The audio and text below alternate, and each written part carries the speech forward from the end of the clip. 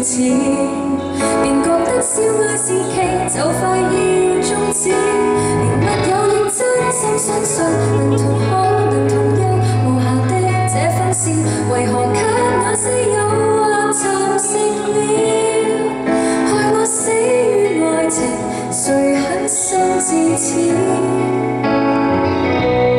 這是我的非凡人生嗎？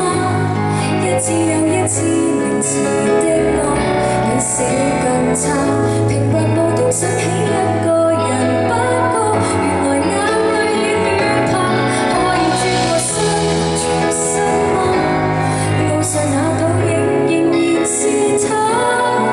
經得起這場劇痛，總有些安慰使我痊癒是嗎？但我經已付出一個天價。